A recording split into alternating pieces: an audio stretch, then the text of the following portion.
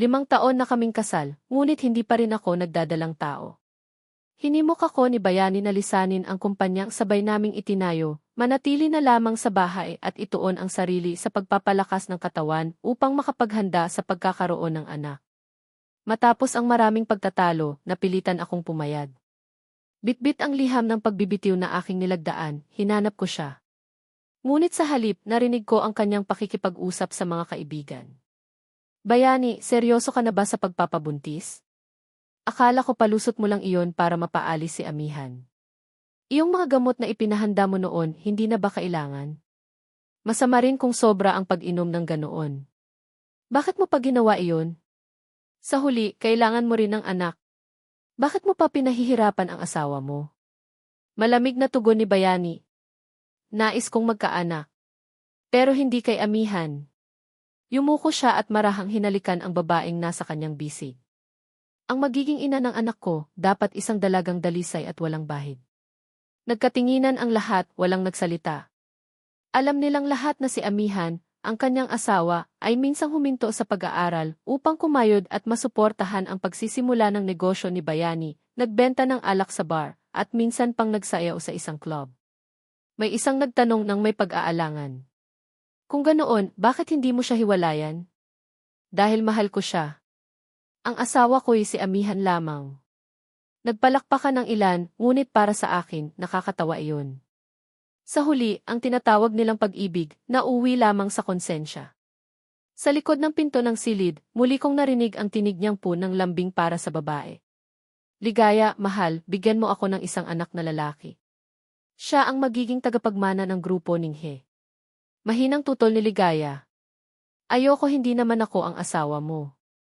Bakit ka pa kumakapit sa isang hungkag na titulo? May pagkukulang ba ako sa oras? O sa pagmamahal? Sumabat ang isa. Tama siya, Ligaya. Dapat masaya ka na. Simula nang dumating ka, palagi ka nang isinasama ni Bayani sa lahat ng pagtitipon. Doon ko lamang napatid na kaya pala sinasabi niyang abala ang lahat at matagal nang walang salusalo dahil ayaw niya akong isama. Isa pang tinig. Noong nakaraang subasta, parehong nagustuhan ninyo ni Amihan ang kwintas. Pero sa huli, si Ligaya ang binilhan ni Bayani. Kaya pala sinabi niyang sobrang mahal at hindi sulit dahil hindi niya iyon nais bilhin para sa akin. May isa pang nagdagdag. At noong na-ospital si Amihan ng hating gabi, ikaw naman ay nagnais ng noodles na luto ni Bayani. Kaya tinawagan niya ako upang bantayan si Amihan habang siya na may umuwi upang ipagluto ka. Parang piniga ang puso ko. Dahil lamang sa paghikayat ng mga mamumuhunan, uminom ako hanggang sa bumigay ang aking sikmura. Sinabi niya ikailangan niyang bumiyahe agad para sa negosyo at ipinagkatiwala na lang ako sa isang kaibigan.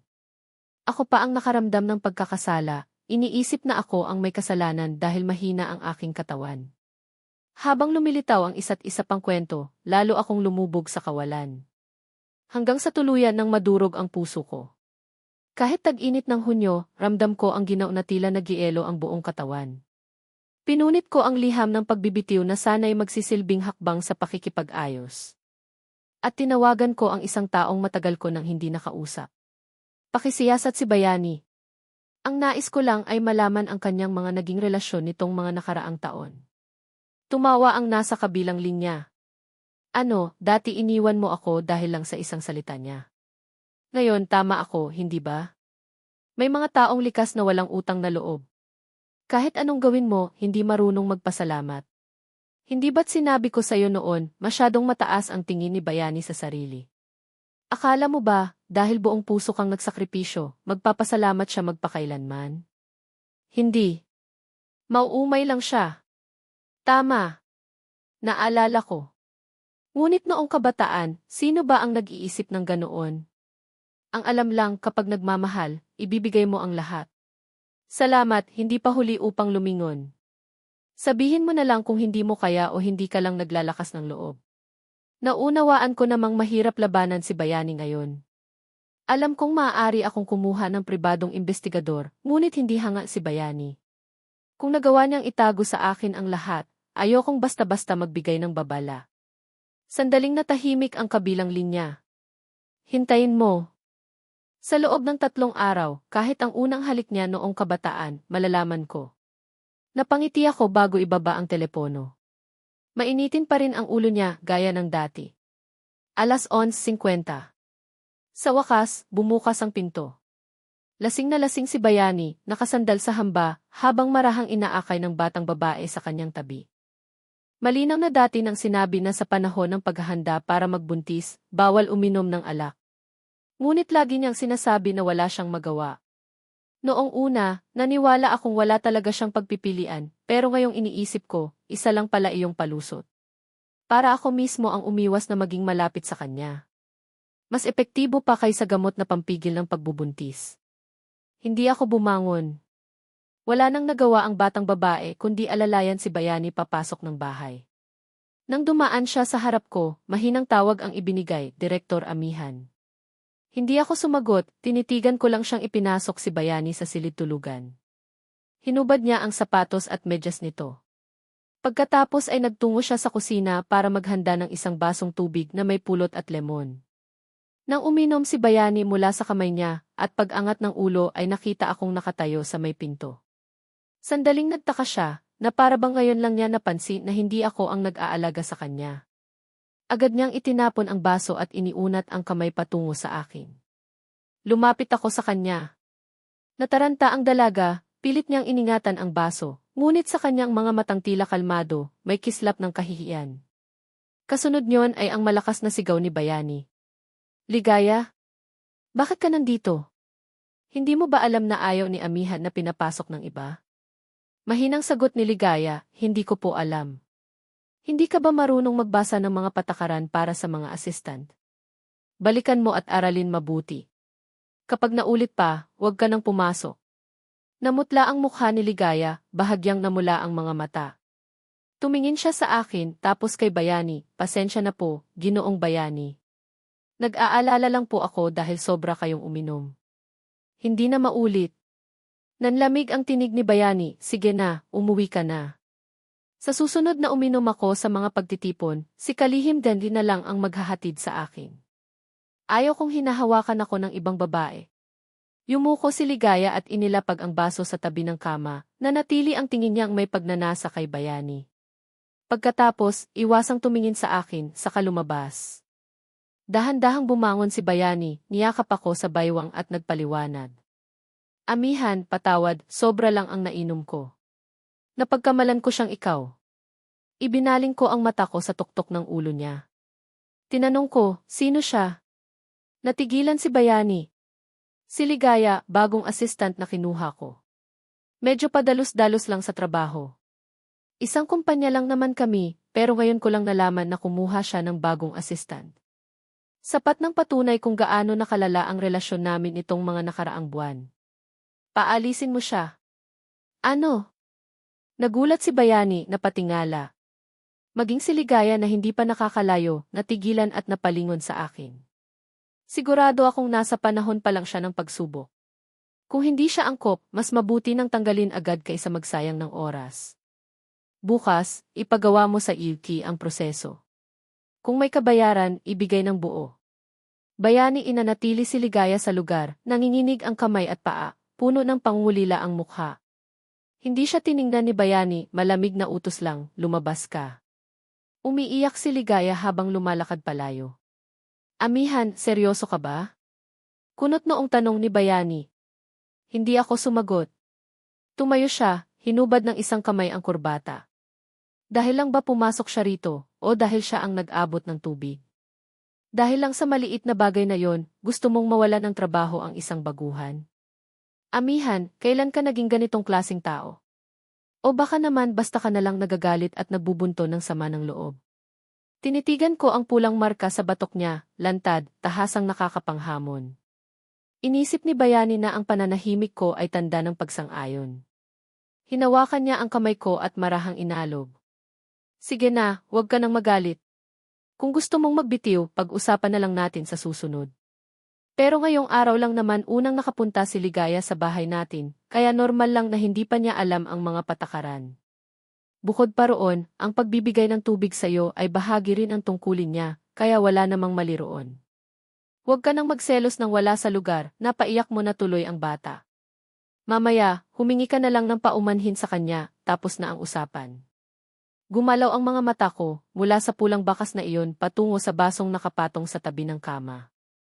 Ang hiwa ng dilaw na lemon ay lumulutang-lutang sa loob ng baso. Mahina kong sinabi, Bayani, kailanman hindi pa ako bumili ng lemon at hindi rin tayo nagtatabi ng pulot dito sa bahay. Sabihin mo nga, paanong ang isang taong unang beses pa lang nakapasok dito ay agad nahanap ang mga bagay na iyon? Ilang taon na kaming nag-aaway ni Bayani, nagtaas ng boses. Hindi na mabilang kung ilang beses kaming naghiwalay, tapos bumabalik din sa isa't isa. Ang mga dahilan ng pagtatalo, pwedeng dahil sa kumpanya, sa mga desisyon, o kahit sa kalusugan ng isa't isa. Pero hindi pa kailanman dahil sa isang ikatlong tao. Unang taon ko sa unibersidad nang pumanaw ang lola ko. Siya na lang ang natitirang pamilya ko sa mundo. Noon, nawalan ako ng pag-asa, hindi ko mahanap ang kahulugan ng sarili kong buhay. Habang nabubuhay pa siya, kahit tinitipid niya ang sarili, hindi niya ako pinagkaitan. Sabi niya, ang maliit kong punla, dapat kumain ng mabuti para mabilis lumaki. Pinayuhan niya akong mag-aral ng mabuti, magsikap na makalabas sa maliit na bayang ito. Sabi niya, maganda ang mundo sa labas, kailangan mo itong makita sa sarili mong mga mata. Pero gaano man niya sabihin, hindi ko pa lubos na nauunawaan. Simple lang ang pangarap ko, mag-aral ng mahusay, makapasok sa magandang unibersidad, makahanap ng matatag na trabaho, kumita ng pera, para makita rin niya ang maganda at malawak na mundo. Ngunit bago pa man ako magsimula, gumuho na ang pangarap ko.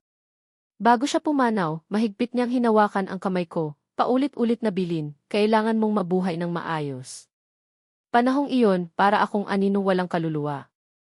Naawa sa akin ang mga magulang ni Bayani, na kaibigan din ng lola ko, kaya pinatira nila ako sa bahay nila ng ilang panahon. Hiniling pa nila kay Bayani, na noon ay isang estudyante na sa kolehiyo, na kausapin at damayan ako. At doon nagsimula ang isang lihim na kwento ng paghanga, gaya ng ibang kabataang babae. May mga sandali na inisip kong si Bayani ang ilaw. At ako, parang gamo-gamo na walang humpay na lumilipad papalapit sa liwanag. Nang nagsisimula pa lang siya at kapos sa puhunan, ibinigay ko ang lahat ng pera mula sa kompensasyon sa pagkasira ng lumang bahay, pati lahat ng naipon ko. Pagkatapos, ipinahinto ko ang pag-aaral ko para magtrabaho. Kahit anong trabahong kumikita, pinasok ko. Sa umaga, ahente ako sa real estate, sa gabi nagtitinda ng alak sa bar. Hanggang sa nakilala ko si Mucha. Ipinakilala niya ako sa isang high-end na club bilang mananayaw. Bukod sa hindi magandang reputasyon, mas mataas ang kita at hindi ko na kailangang malasing gabi-gabi. Noong araw na pinili kong gawin iyon, ang pansamantalang paghinto ko sa pag-aaral ay tuluyang naging pag-alis sa unibersidad. Niyakap lang ako ni Bayani, walang sinabi. Umiti ako, tinapik ang likod niya, nagpanggap na magaan ang lahat. Ayos lang, nag-aaral din naman ako para kumita ng maraming pera. Basta maging matagumpay ang kumpanya mo, magiging malaki akong stockholder balang araw, mas kikita pa kaysa sa trabahong puro sweldo lang. Paglaon. Naging matagumpay si Bayani. Naging ginoot direktor Bayani siya, at ako, naging ginang Bayani. Natapos ang gabing iyon sa katahimikan, ginamit ni Bayani ang dahilan ng pagkakasakit para umiwas makipagtalo sa akin. Walang salita, buong magdamag. Kinabukasan sa almusal, kumain kaming pareho na walang imik. Bago lumabas ng bahay, tumawag si Bayani sa telepono, sa harap ko mismo. Inutusan ko na si Ligaya na mag-asikaso ng kanyang pagbibitiw. Isa iyong hakbang ng pagbibigay, isang uri ng pagkompromiso. Kung dati iyon nangyari, marahil tinanggap ko na lang. Sapagkat sa paningin ng iba, isa lang namang bagong assistant na may konting pagnanasa at wala pa namang nagawang kasalanang hindi kayang itama si Bayani. Kung hindi ko lang sana nakita mismo kung paano niya niyakap at hinalikan ang babae. O kung hindi ko lang sana narinig ang mga biro ng mga kaibigan niya. Hindi ko kayang kumbinsihin ang sarili kong maging mapagpatawad, pero hindi ko rin kayang lantaran siyang kalabanin. Habang ako'y nag-aalinlangan pa kung paano magsisimula. Tumunog ang telepono ni Bayani. Pagkababa niya ng tawag, agad nagbago ang kanyang mukha. Hindi man lang nakapagsabi ng pamamaalam sa akin, kinuha niya ang susi ng kotse at dali-daling umalis. Nakita ko ang kanyang balikat na papalayong nagmamadali. Natigilan ako, Bayani, nakalimutan na ba niya ako? Ganito pala. Kapag nagmamahal, makikita sa kilos. Kapag hindi na, may bakas ding iniiwan. Pagdating ko sa kumpanya, ramdam kong pinagmamasdan ako ng lahat. Mga tingin na maihalong pagtatanong at awa. Hanggang sa lapitan ako ng hepe ng EUC, si Makisig, at diretsahang nagsabi. Amihan, may nangyayari ba sa inyo ni Bayani? Siya ang mismong taong personal kong nirekomenda sa kumpanya. Ilang buwan ko rin siyang tinuruan, kaya't masasabing kaibigan ko na rin. Tinaasan ko lang siya ng kilay. Kanina, sinabi niya sa akin na paalisin si Diwata. Pagkabigay ko ng abiso, tumawag siya kung kani-kanino habang umiiyak. Ano na nangyari pagkatapos? Huminga ng malalim si Makisig, halatang wala nang magawa. Umiiyak lang ng umiiyak si Diwata, hindi makapagproseso ng papeles. Naalala ko ang tawag kaninang umaga. Unti-unting lumamig ang puso ko. Alam kong hindi pa siya tapos magsalita at tama nga. Pagkatapos, nagmamadaling dumating si Bayani. Eksakto namang nahimatay si Makisig sa kaiyak. Binuhat siya ni Bayani papuntang ospital. Gets ko na. Naupo ako sa harap ng mesa, nakatitig lang sa monitor na walang iniisip. Amihan, hindi mo ba siya tatawagan? Halos masira na ang loob ni Cynthia. Alam kong tiwala ka kay Bayani, pero lahat ng tao nagbabago. Sa posisyon niya ngayon, sigurado ka bang mahal ka pa rin niya gaya ng dati? Siya, kaya ba niyang patunayan iyon? Kung paano mo siya pinahahalagahan, sana ganoon din ang gawin mo. Huwag puro trabaho. Gusto kong magsalita, pero puro pait at hinanakit lang ang lumabas sa dibdib ko. Bakit ang lalaking nagsabing mahal ako noon, siya ring nakakasakit sa akin ngayon? Bilang kaibigan, hanggang dito lang muna ako. Tungkol kay Makisig, hihintayin ko ang utos ni Bayani. Ikaw naman, natigilan siya sandali. Bahala ka muna kung paano mo tatanggapin ang lahat. Kung kailangan mo ng tulong, tawagan mo lang ako. Lagi akong nandito. Tumango ako. Naunawaan ko ang kabutihan niya. Pagkatapos ng araw na ito, tiyak kakalat ang mga chismis. At batay sa kilos ni Bayani, baka nga may totoo sa lahat ng iyon. Ang ibig sabihin ni Cynthia, hindi na pwedeng manatili si Makisig sa kumpanya, kaya mas mabuti kung puputulin ko na ang anumang koneksyon nilang dalawa. Naalala ko ang resignation letter na pinunit ko kagabi. Matagal nang gusto ni Bayani na manatili lang ako sa bahay, baka ito pala ang tunay na dahilan. Sabi niya para makapagpahinga ako, pero alam kong hindi niya talaga gustong magkaanak kami. Tinawagan ko siya. Ngunit agad niyang binaba ang tawag. Walang paliwanag, walang callback. Hapon na nang bumalik si Bayani kasama si Ligaya. Lumapit siya sa akin. Bata pa iyon, kakagraduate lang, ni hindi pa nakaka-probation pero tinanggal agad. Hindi maganda pakinggan. Malamig niyang wika. Isa pa, hindi naman siya nakagawa ng malaking kasalanan. Kaninang umaga, sa sobrang takot, nahimatay pa nga. Alam niya kung ano ang iniisip ko. Kaya't idiniin niya, inilipat ko na lang siya sa ibang posisyon. Hindi na siya magiging assistant ko. Mas kampante ka na ba? Tumingala ako, tinitigan ang maamong mukha ni Bayani. Hindi man sobrang gwapo, pero malinis at bata ang dating. Sa edad at estado niya ngayon, hindi maiiwasang lapitan ng tukso. Biglang narinig ko sa labas. Miss Ha, sandali lang. Nasa loob si Bayani. Bumukas ang pinto. Nagbago ang mukha ni Bayani. Lumabas ka. Bayani, pahintulutan mong makausap ko si Amihan. Mariing wika ng dalagang matigas ang loob. Mga matang puno ng hinanakit, parang sasabog.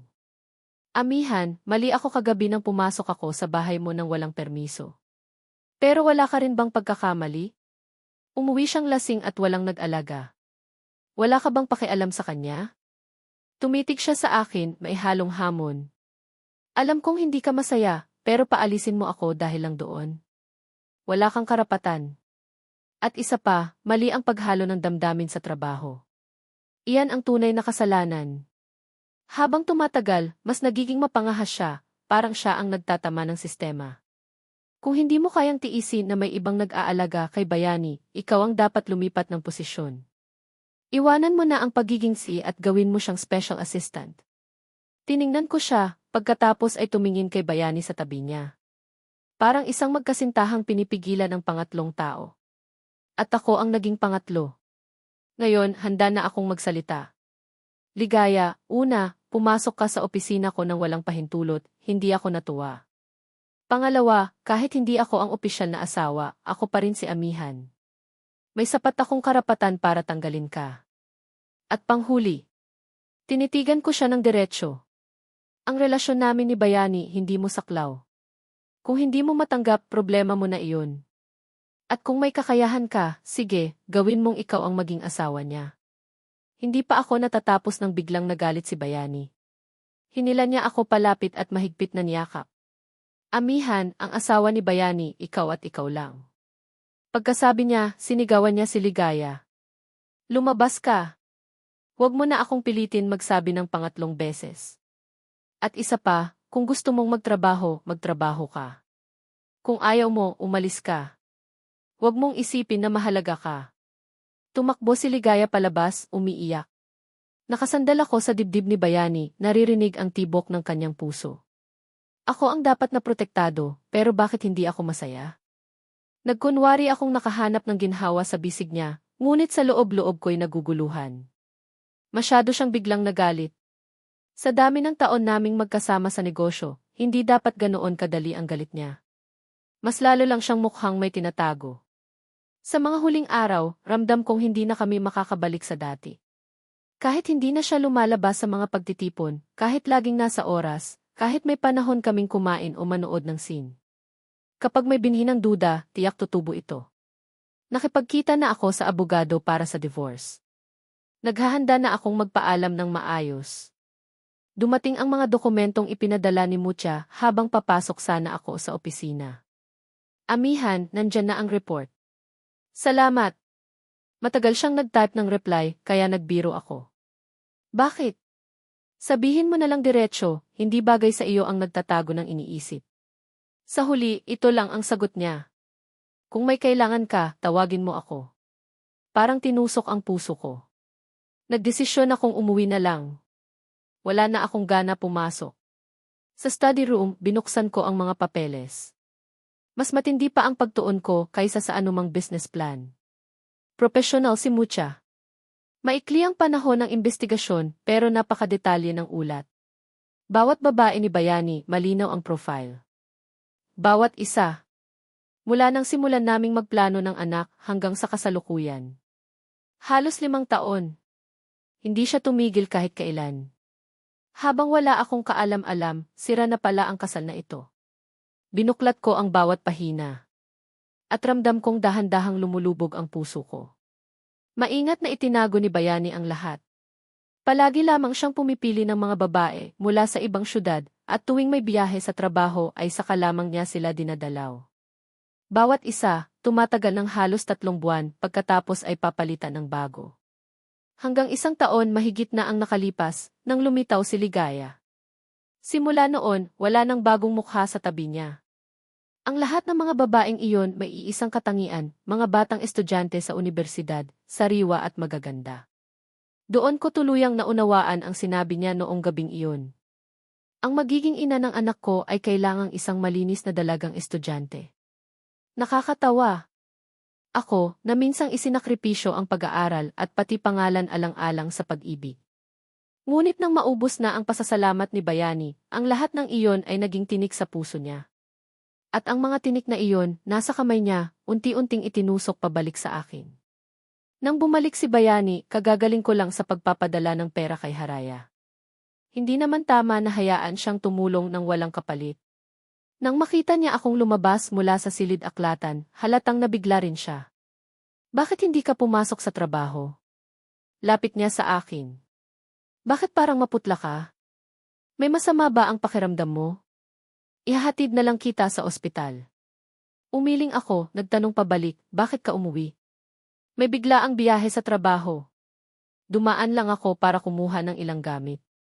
Tumango ako, tumayo at naglakad patungong sala. Kung ganon, mag-ayos ka na. Magpapahinga muna ako. Hinawakan niya ang braso ko, hindi muna, ihahatid na kita sa ospital. Umiling ako ulit. Hindi na. Baka dahil lang ito sa mga gamot na iniinom ko bilang paghahanda sa pagbubuntis. Matutulog lang ako, mawawala rin. Bubuka pa sana siya ng bibig nang biglang tumunog ang telepono. Tiningnan niya sandali tapos agad pinutol ang tawag. Sinamantala ko ang pagkakataon para lumayo. Bayahe mong ito, ilang araw? Tanong ko habang lumilingon. Tinatayang 3 araw. Tumango ako. 3 araw sapat na iyon.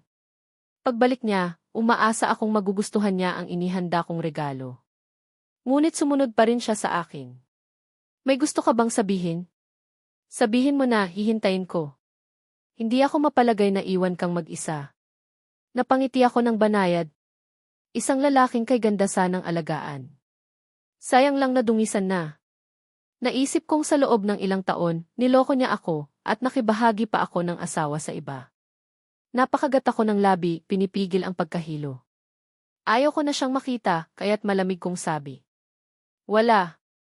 Nagtanong lang ako. Pero, ding-ding-dong-dong. Muling tumunog ang telepono niya. Naiinis siyang sumimangot, gustong putulin uli. Ngunit ako na ang nagsabi, sagutin mo na, baka mahalaga. Wala siyang nagawa kundi sagutin ang tawag. Ilang salita pa lang, unti-unti na siyang lumayo sa akin.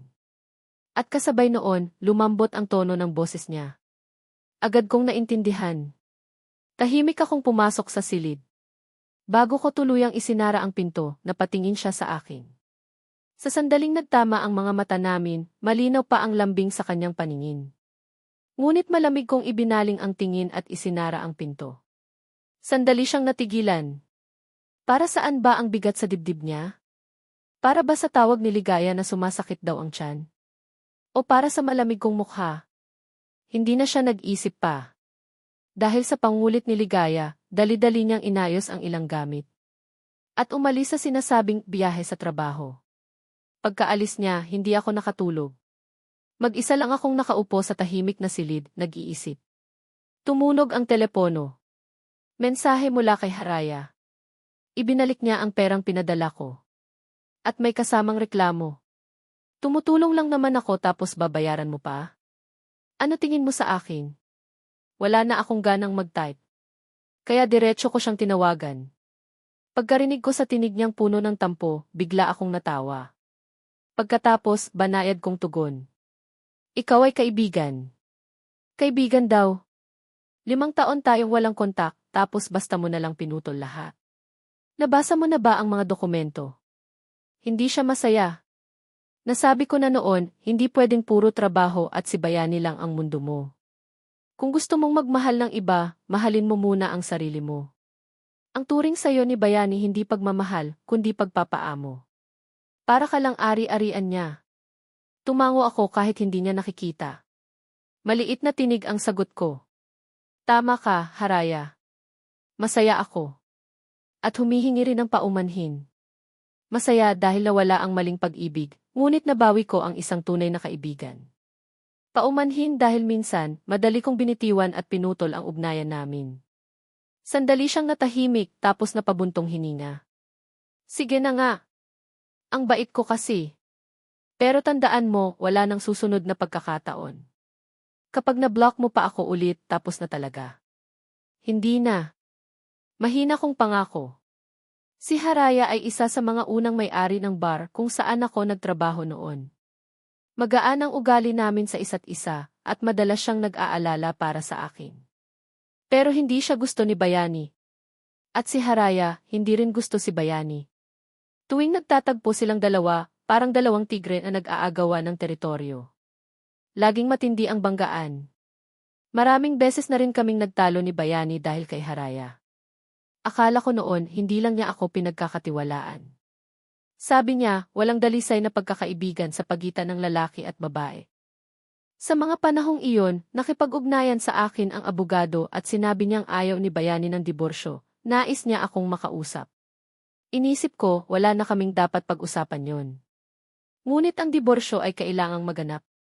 Sinabi ko sa abogado na iparating sa kanya, pumirma na siya sa divorce papers agad.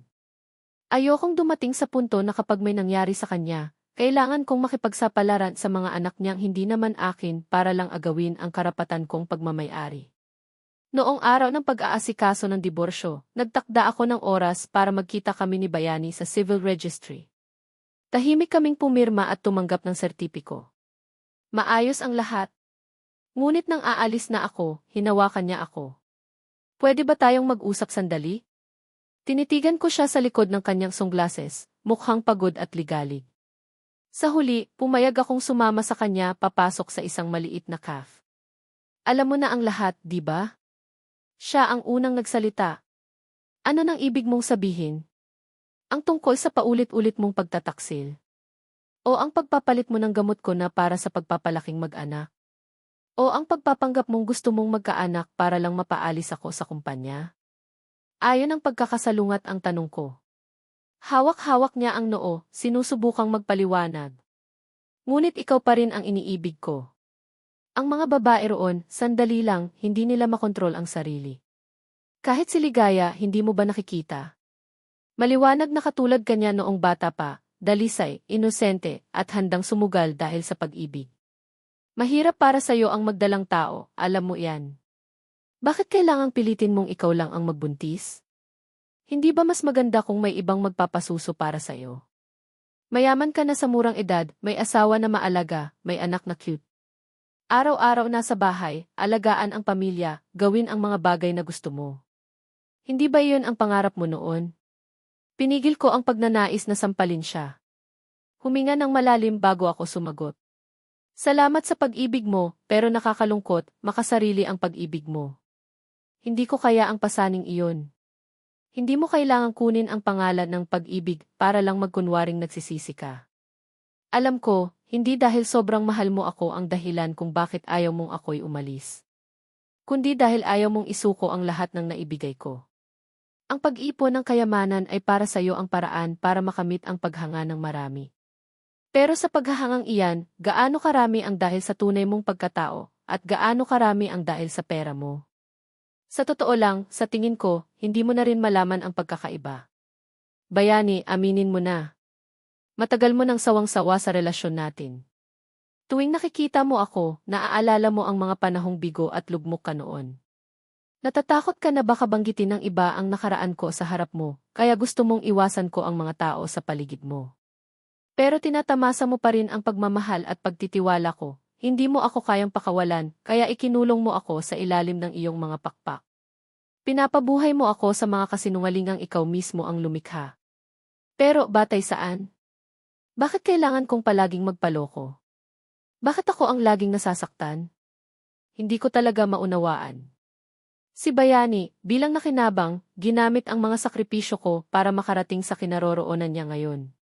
Ngayon na matagumpay na siya, hindi na niya maaaring sabihin na mali ang desisyong ginawa niya noon. Kaya pinili niya ang pagtataksil at panlilinlang. Napatigil si Bayani sa mga tanong ko, tila nabigla at ako pa ang lumabas na parang taksil. Maya-maya, nagsalita rin siya. Patawad, hindi ko alam na ganoon kalalim ang iniinda mo. Agad kong puputulin ang ugnayan kay Ligaya. Pwede ba tayong magsimula ulit? Napagtanto ko, hindi niya pa rin tunay na naunawaan ang kasalanan niya. Iniisip niyang isa lamang itong pagkakamali na kahit sinong lalaki ay maaaring magawa. Kung ang ibang asawa ay kayang magpatawad, dapat ako rin. Sa paningin niya, ang paghingi ko ng diborsyo ay isa lamang paraan para ipakiusap na bumalik siya, dahil mahal ko siya. Mahal hanggang sa punto na anumang gusto niya, makukuha niya. Ako mismo ang nagbigay ng kutsilyo para sugatan ang sarili ko. Tama si Haraya, kung nais mong magmahal ng iba, dapat mahalin mo muna ang sarili mo. Sa huli, doon ko lang tunay na naintindihan. Ngunit ayaw ko nang magsalita pa. Tumayo ako, nagsuot ng salamin at naghanda ng umalis. Ngunit biglang humarang si Hanoon noon, habol ang hininga. Amihan, noong araw, naging asawa ka lang ni Bayani dahil sa kaunting pabor. Ngayon inaangkin mo pa ang kalahati ng ari-arian niya dahil sa pagkukonsensya niya. Hindi ka ba nahihiya? Lalo siyang naging marahas habang nagsasalita. Hindi ko maintindihan, isang babaeng matanda na, masama ang ugali, mababa ang pinag-aralan, saan ka kumukuha ng tapang para magdiborsyo? Huwag kang mag-alala, matapos mong iwan si Bayani, wala ka nang mahahanap na mas mabuting lalaki. Tanging si Bayani lang ang hangal na ituring kang kayamanan. Pagkatapos ng lahat ng sigalot, ng lahat ng sugat na iniwan ni Bayani, napagtanto ni Amihan na wala ng saysay ang manatili sa galit. Ang galit ay parang kalawang, unti-unting kinakain ang kaluluwa, habang ang taong pinagmulan nito ay maaaring nakagapos na sa sarili niyang kasalanan. Kaya isang araw, matapos ang mga hearing sa korte, pinili niyang lumisan, hindi patungo sa isang bagong laban, kundi patungo sa isang bagong simula. Dinala niya ang ilang gamit, mga libro, at ilang halaman na matagal na niyang inaalagaan. Kasama si Haraya, ang kaibigan na matyagang nanindigan sa tabi niya, lumipat sila sa isang maliit na bahay na nakatayo sa gilid ng dagat. Hindi marangya, hindi kasing laki ng mga bahay na dati pinupuno ng mga bagay na wala namang halaga, pero sapat para huminga ang kanyang puso. Tuwing umaga, binubuksan ni Amihan ang bintana at pinapapasok ang liwanag ng araw. Ang dagat, laging nariyan, hindi nagbabago, umaalon, humahalik sa pampang. Doon siya natutong magsimula muli, sa simpleng tunog ng alon, sa banayad na simoy ng hangin na parang yakap ng kalayaan. Sa tulong ni Haraya, natutunan niya ang yoga. Sa bawat paghinga, inilalabas niya ang mga alaala ng sakit, sa bawat pagbuga, pinapalitan niya ito ng kapayapaan. Hindi ito madaling proseso, may mga gabing bumabalik pa rin ang mga tanong, bakit ako? Bakit ganito? Ngunit natutunan niyang huwag pigilan ang luha. Hinayaan niyang bumuhos, tulad ng ulan na hinuhugasan ang alikabok ng kahapon. Isinusulat din niya sa kanyang journal ang bawat damdaming hindi kayang sambitin. Mga pahina ng galit, pagdududa, hanggang sa unti-unti na palitan ng pasasalamat. Pasasalamat sa mga natutunan, sa mga taong nanatili, at sa sarili niyang tibay na noon ay hindi niya akalaing mayroon siya. Minsan, sa gabi, habang magkasamang naglalakad sila ni Haraya sa tabing dagat, kinukwento nito ang mga plano para sa hinaharap, isang maliit na cafe kung saan maaaring pagsamahin ang yoga studio. Isang lugar ng paghilom para sa iba pang tulad nila. Amihan ay nakikinig, ngumiti, at unang beses sa mahabang panahon, naramdaman niyang maisaysay pa rin ang bukas. Hindi niya nakalimutan si Bayani, ngunit hindi na rin siya nasasaktan kapag naaalala ito. Para bang isang lumang larawan na nakatago sa kahon, andoon pero wala ng bigat. Alam niyang darating ang araw na haharapin ng dating asawa ang lahat ng bunga ng kanyang kasakiman. At para kay Amihan, sapat na iyon. Hindi na siya kailangan pang maghagis ng apoy sa abo. Sa halip, pinili niyang mamuhay. Pinili niyang mahalin ang sarili, bigyan ito ng oras, alagaan ang katawan at damhin ang katahimikan.